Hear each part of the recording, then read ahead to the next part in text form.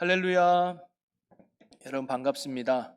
지난 한 주도 여러분 하나님의 은혜 가운데 잘 지내시고 또 거룩한 주님의 날을 맞아서 여러분 주실 은혜를 사모하고 또 예배를 사모하고 무엇보다 우리 주님을 사랑하는 마음으로 이 거룩한 예배의 자리에 나오신 여러분 한 분 한 분을 주의 이름으로 환영하고 축복합니다. 오늘 이 예배를 통해서 하나님의 임재를 경험하시고 또 하나님의 영광을 보고 그리고 하나님의 선하심을 맛보아 누림으로 여러분의 믿음이 더 견고해져서 새롭게 시작하는 이번 한 주도 우리 주님과 동행하며 승리하는 축복의 삶을 사는 여러분 모두가 되시기를 주님의 이름으로 간절히 축원합니다. 우리 옆에 분과 인사 나눌까요? 잘 나오셨습니다. 사랑하고 축복합니다. 할렐루야. 감사합니다. 네. 일부 예배 때도 있는데요. 여러분의 표정이 이 시간이 제일 밝아요. 이렇게 인사할 때. 늘 그런 표정 유지하시고 사시기를 축복해요. 자, 오늘 저는 봉독한 본문 말씀을 가지고 예수님의 부르심이라는 제목으로 하나님의 말씀을 함께 나누려고 합니다. 오늘 본문은 여러분이 너무나 잘 알고 있는 예수님이 마태라고 하는 사람을 제자로 부르는 장면이죠. 여러분 예수님의 제자가 총 몇 명입니까? 12명이라고 나와요. 많은 사람들이 예수님을 따라다녔지만 예수님께서 특별히 콕 집어서 내 제자로 삼은 사람이 12명이에요. 소위 말하면 정예 멤버, 소수 인원을 예수님이 제자로 삼았는데요. 왜 다수가 아니고 이렇게 12명에 불과한 소수를 삼았을까요? 하나님의 나라는요, 쪽수에 달려있는 게 아니기 때문입니다. 적은 숫자라 할지라도 하나님의 손에 붙들려서 하나님의 은혜 안에 살아간다면 하나님은 그들을 통해서 놀라운 역사를 이루시는 것이 하나님의 역사의 방법이라는 거죠. 그래서 비록 적은 12명이지만 예수님은 그들을 통해서 하나님의 복음의 사역을 이루어 가기를 원하셨고요. 그 뜻대로 그 12명으로 시작한 복음의 역사가 오늘 우리까지 이어진 줄로 믿습니다. 그래서 하나님의 역사는 결코 쪽수에 달려있는 게 아니라는 거죠. 소돔과 고모라가 멸망당한 이유도 악인이 많아서가 아니라 하나님을 신실하게 믿는 의인의 숫자가 10명이 채 되지 않았기 때문입니다. 오늘날도요, 교회가 부흥하지 못하고 건강하지 못한 이유는 악인이 많아서가 아니라 교회를 든든히 세워갈 신실한 의인의 숫자가 점점 줄어들고 있기 때문일 수 있습니다.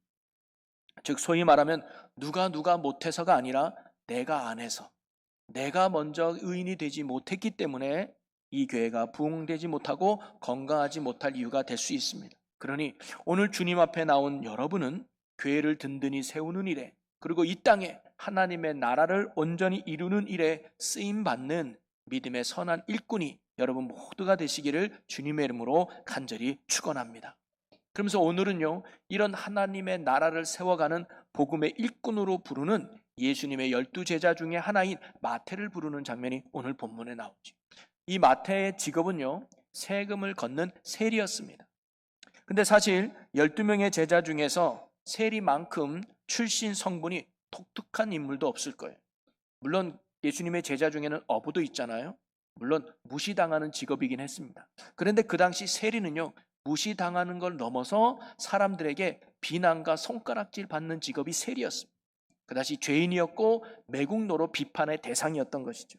이렇게 죄인 취급받고 매국노로 손가락질 받는 그 세리를 예수님이 제자로 부르셨다는 것은요, 그 당시 가히 획기적인 사건이었습니다.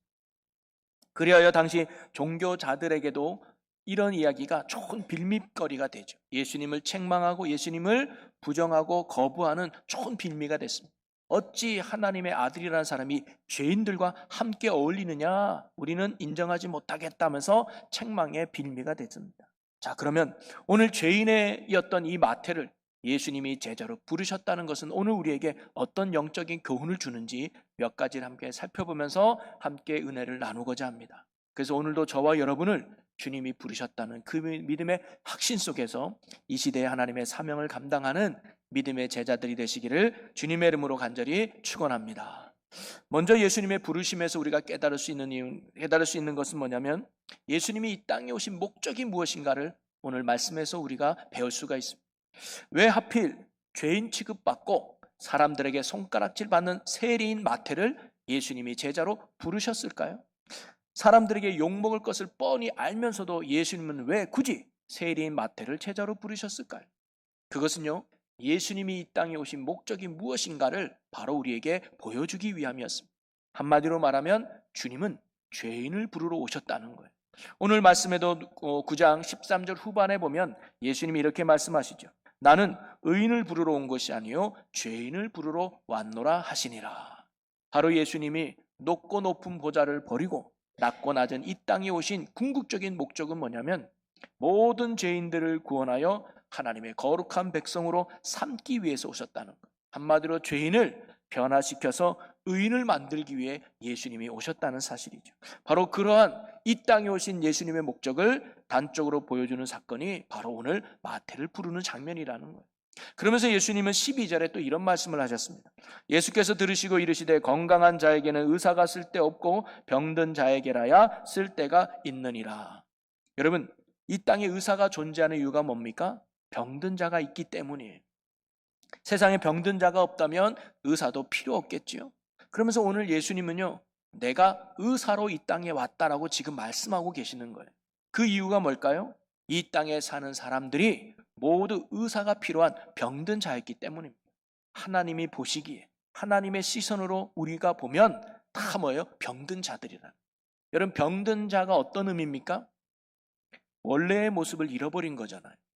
제 기능을 잃어버리고 제 기능을 상실한 게 병든 거잖아요. 마찬가지로 이 땅의 모든 사람들은 죄로 인해서 하나님의 형상을 잃어버렸어요. 그래서 영적 기능을 상실했습니다. 그래서 하나님을 알지도 못하고 하나님을 찾지도 아니하며 하나님이 기뻐하는 바를 행하지도 못하고 하나님의 뜻을 이루지도 못하는 완전히 부패한 병든 자가 바로 이 땅의 사람들이라는 거예요. 그 결과로 두려움과 근심과 걱정과 불안과 초조성의 고통 속에 살아가다가 영원한 멸망의 지옥에 가는 게 바로 이 땅에 병든 우리의 죄인들의 모습이라는 겁니다. 이처럼 하나님의 눈에 우리는 다 죄로 인해서 망가진 병든 자들이에요. 이런 병든 자를 온전히 치유하고 회복시키고 구원하시기 위해서 영원의 의사로 오신 분이 바로 예수님이심을 오늘 마태를 부르시는 걸로 우리에게 보여주고 있다는 사실이죠. 그래서 죄인이었던 마태는요, 이런 예수님의 부르심과 그분과의 만남을 통해서요, 더 이상 그는 사람들에게 손가락질 받는 죄인이 아니라 하나님이 너무나 사랑받는 귀한 자녀로 거듭나게 됩니다. 그의 삶은 죄로 인해 고통받던 삶이 아니라 이제는 주님으로 인해 천국의 삶을 살게 되는 것이죠. 그리고 이제는 죄를 따르는 악인이 아니라 주님을 따르는 제자로, 그리고 주님의 뜻을 이루는 축복의 도구로 변화된 삶을 그가 살게 되는 것이죠. 바로 영적 기능을 회복한 건강한 자로 마태가 살아가게 된 것입니다. 여러분, 오늘도 예수님만이 우리의 병든 삶을 치유해 주시는 참된 의사가 되는 줄로 믿습니다. 예수님만이 우리가 잃어버렸던 영적 기능을 다시금 회복시켜 주셔서 이제 하나님의 나라와 뜻을 위해 살아가는, 그리고 그 뜻을 이루는 축복의 일꾼으로 세워주시는 은혜가 예수 그리스도 안에 있는 줄로 믿으시기를 바랍니다. 그래서 오늘도 우리가 예수 그리스도 부름 속에서 우리의 영혼이 치유가 되고 하나님의 나라와 뜻을 이루는 이 시대 축복의 도구로 쓰임받는 우리 모두가 되시기를 주님의 이름으로 간절히 축원합니다. 그리고 오늘 마태를 부르신 예수님의 이 사건 속에서 또 하나 우리가 깨달을 수 있는 건 뭐냐면, 여러분, 예수님이 제자를 부르실 때는요, 나름대로 공통점을 발견할 수가 있습니다. 그게 뭐냐면 모두가 자기가 하는 일에 충실했던 사람들을 불렀다는 거예요. 자, 마태복음 4장에 보면 베드로와 안드레를 부르는 장면이 나옵니다. 그런데 그들이 무엇을 할 때 예수님이 그들을 부르셨느냐? 쉬고 있을 때가 아니에요. 놀고 있을 때 그들을 불렀던 것이 아니라 일하고 있을 때 불렀다는 거예요. 자, 4장 18절 말씀을 한번 볼까요? 갈릴리 해변에 다니시다가 두 형제 곧 베드로라는 시몬과 그의 형제 안드레가 바다에 금을 던지는 것을 보시니 그들은 어부라. 바로 그들이 바다에 금을 던지는 걸 보시고 그들을 뭐예요? 제자로 부르셨다는 거예요. 또한 세베대의 아들 야고보와 그의 형제 요한을 부르시는 것도 언제 불렀느냐? 21절에 보니까 거기서 더 가시다가 다른 두 형제 곧 세베대의 아들 야고보와 그의 형제 요한이 그의 아버지 세베대와 함께 배에서 그물 깁는 것을 보시고 부르시니 그래요. 여전히 그들이 배에서 그물을 깁고 있는 것을 보시고 자기가 해야 할 일에 대해서 자기 일에 열심히 하는 자, 그때 예수님이 그들을 부르셨다는 거예요. 이건 뭘 의미할까요? 하나님은요, 자기 일에 충실한 자를 부르신다는 거예요. 여러분, 하나님이 왜 다윗을 부르셨을까요? 그를 왜 왕으로 삼으셨을까요? 물론 그의 중심이 언제나 하나님을 향해 있는 신실한 마음을 가진 것도 있지만 다윗의 삶이 늘 성실했기 때문입니다. 자기 일에 충실했다는 거죠. 어떤 것을 통해서 알 수 있냐면 이제 사무엘이 하나님의 말씀을 받아서 이새의 집에 기름을 부으러 갑니다. 그런데 거기에 모든 아들들이 모여요. 근데 다윗만 오지 않습니다. 다윗이 뭐 하고 있는 거예요? 양을 치고 있는 거예요. 물론 막내였기 때문에 양을 칠 수도 있고요, 자기에게 맡겨진 일일 수도 있습니다. 누구보다 사무엘을 만나고 싶었던 게 다윗 아닐까요? 하나님을 믿고 있는 다윗은요, 하나님의 종인 사무엘을 정말 누구보다 보고 싶었을 거예요. 그런데 나에게 양을 치는 그 일이 맡겨졌을 때 좋든 싫든 맡겨진 자기의 일에 책임을 지고 성실하게 감당하려고 했던 자세를 보인 게 바로 다윗이었습니다. 또 하나는요, 그가 이스라엘이 블레셋과 전쟁 중에 있을 때 다윗의 형들이 위에서 3명 정도가 전쟁터에 참여해요.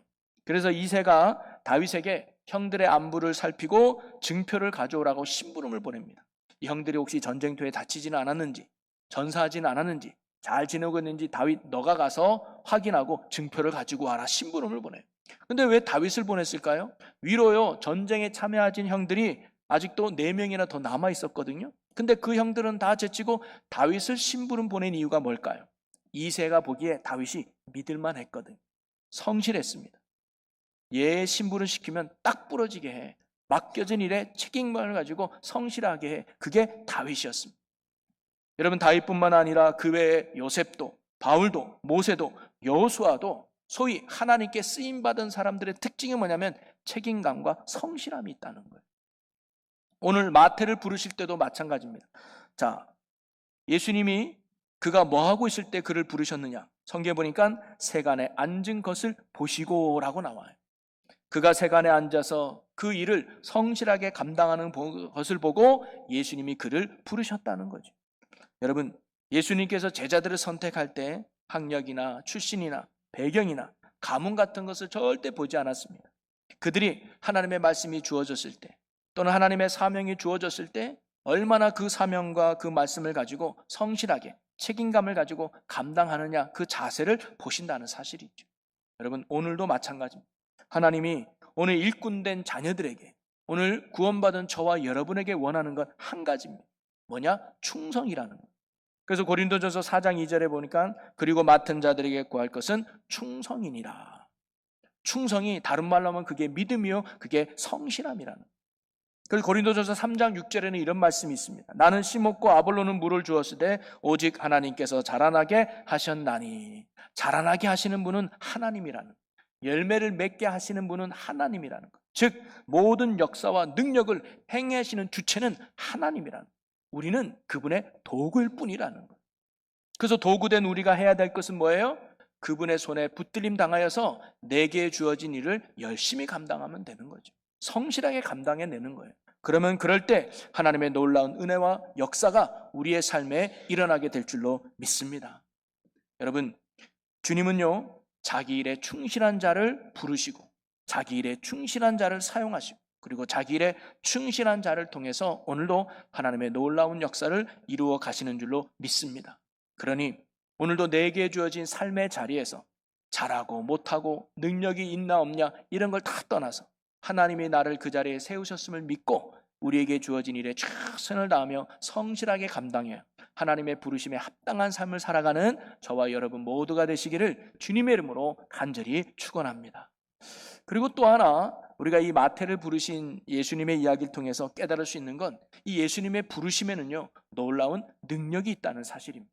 어떤 능력이냐? 첫째는요, 그분께 이끄는 능력이 있습니다. 즉 순종케 하는 능력이 있다는 거예요. 자, 오늘 예수님의 부르심에 마태는 조금의 망설임도 없이 예수님을 따랐다고 나옵니다. 바로 예수님의 부르심 속에는요, 거절할 수 없는 순종이 바로 생긴다는 겁니다. 이 말의 의미는 뭐냐면 예수님이 나를 부르셨다라고 하는 소위 소명이 있을 때, 소명이 확실할 때 흔들리지 않고 순종의 자리로 나아갈 수 있다는 거예요. 여러분, 우리가요, 어느 위치나 자리에 세워졌을 때는요, 개인적인 능력보다 누가 세웠느냐가 더 중요할 때가 있습니다. 개개인의 능력보다 중요한 것은 바로 누가 세웠느냐가 그 일을 감당하는 힘이 될 때도 있습니다. 그래서 여러분, 공무원 중에 임명직이 있고 선출직이 있잖아요. 선출직이 훨씬 힘이 있습니다. 국회의원이 힘이 있는 이유는 뭐냐면 국민이 뽑았기 때문이죠. 누가 세우느냐가 그 가치가 달라져요. 여러분, 모세를 보십시오. 모세가 이스라엘을 구출하기 위해 하나님의 부르심을 받습니다. 처음에는 강력하게 거부해요. 아유, 나는 능력도 없고 그럴 만한 자격도 없으니까 보낼 만한 사람 보내소서 하면서 무려 4번씩이나 거절해요. 그런데 이렇게 거절했던 모세가 결국 하나님께 순종하여서 바로왕 앞에 담대하게 설 수 있었던 이유가 어디 있었습니까? 바로 하나님이 나를 부르셨다고 하는 소명의 확신 때문입니다. 여러분, 바울도요, 그가 핍박했던 사도들 앞에 설 수 있었고, 또 민족이 나를 핍박하면서도 이 복음을 담대하게 전할 수 있었던 순종과 힘은 어디에서 나왔을까요? 바로 주님이 나를 부르셨다고 하는 이 확신으로 그가 순종할 수 있었던 거예요. 그래서 그가 서신서를 보면 공통적으로 나왔던 표현이 뭐냐면 하나님의 뜻에 따라 그리스도의 예수의 사도로 부르심을 받은 바울은이라고 고백을 해요. 여러분, 제가 이렇게 열심히 복음을 전하고 여러분을 섬기고 하나님의 일을 하는 이유는 하나님이 나를 부르셨기 때문입니다 라는 고백이죠. 바로 이와 같은 나를 부르셨다고 하는 이 확신이 그로 하여금 사명을 감당하게 했던 것입니다. 그러기에 하나님의 일을 하고 또 주의 사명을 감당하는 자에게 있어서 정말로 중요한 것은 뭐냐면 바로 하나님이 나를 부르셨다고 하는 소명입니다. 내가 좋아서 하는 것과 하나님이 원해서 하는 것과는 엄청난 차이가 있습니다. 내가 좋아서, 즉 내 중심으로 하는 사역은요, 어떤 어려움이 오거나 한계에 부딪히면요, 절망해요, 낙심해요. 그래서 결국 나는 못해하고 포기해버립니다. 그러나 하나님이 원해서, 그래서 하나님 중심으로 하는 사명은요, 어려움이 오거나 한계가 부딪히면 더욱 하나님을 의지하게 됩니다. 나를 부르신 하나님께서 나를 책임져 줄 것을 믿기 때문이죠. 사실 저도요, 신학교로 왔을 때, 야, 내가 계속 이 신학을 해야 되나? 내가 이 목회를 해야 되나? 하면서 회의를 느낀 적이 있습니다. 왜냐하면 내가 참으로 많이 부족하고 연약함을 많이 보았기 때문입니다. 그리고 제가 신학교 간 건 제가 원해서인 게 아니라 그때 당시 담임 목사님이 병문이는 신학교 가라. 그래서 제가 간 거거든요. 그러니까 뭔가 뜻이 있겠지 하고 왔지만 흔들리는 거예요. 그래서 제대하고 나서 제가 기도원에 가서 하나님 앞에 이 문제를 놓고 간절히 기도한 적이 있습니다.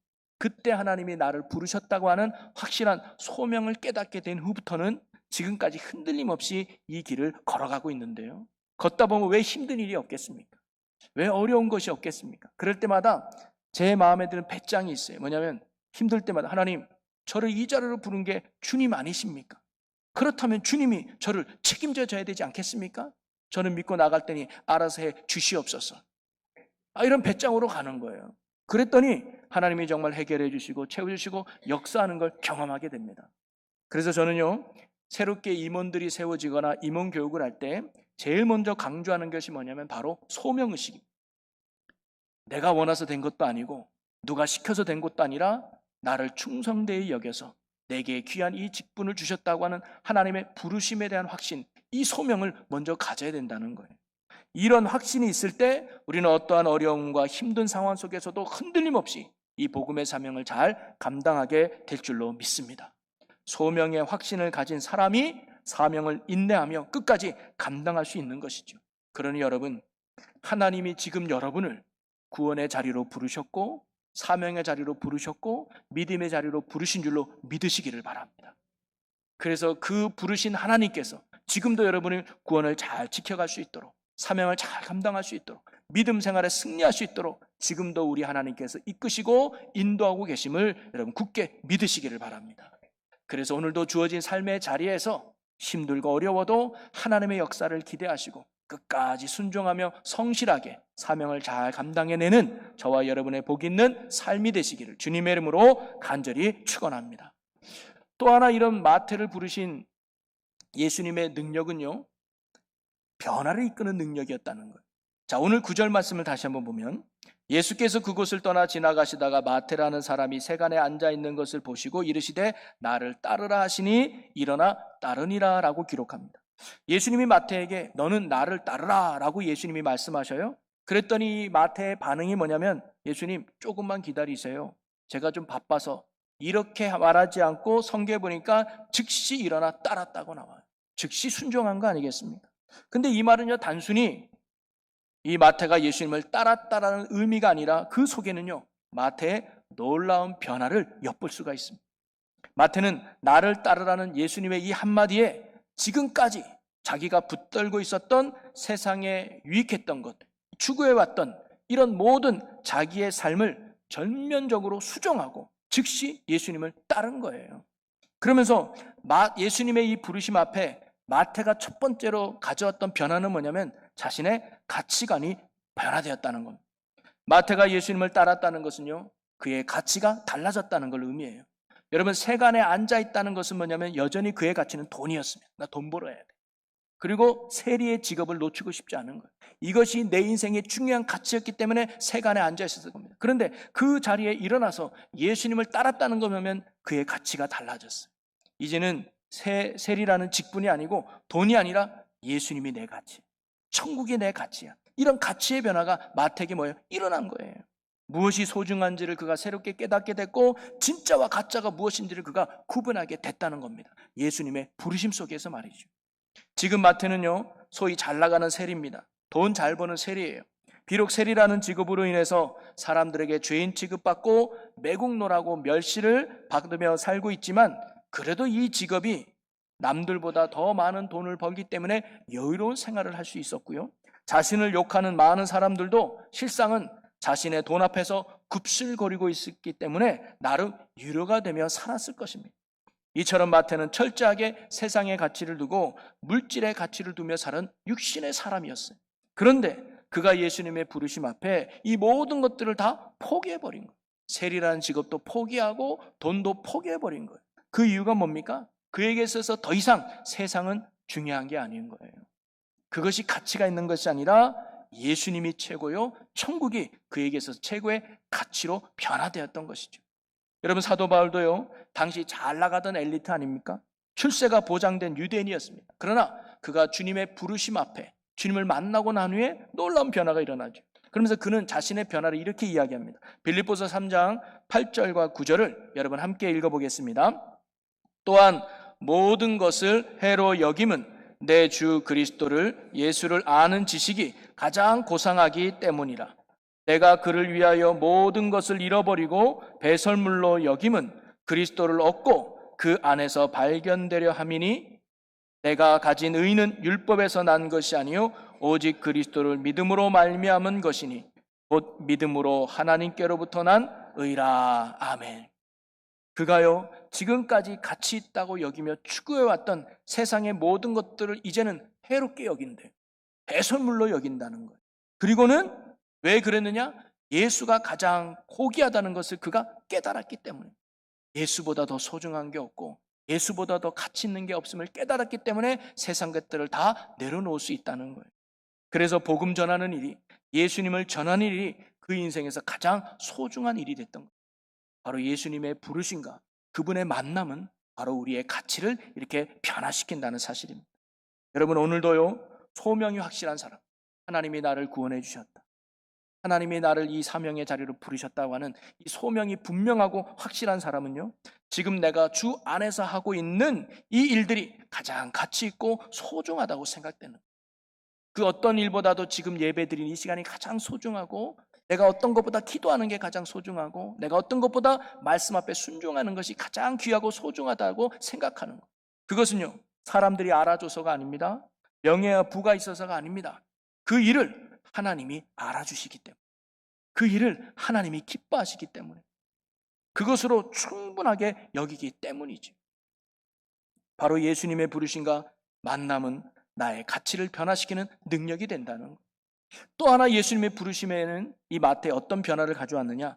삶의 방향과 목적을 바꿔놓았다는 거예요.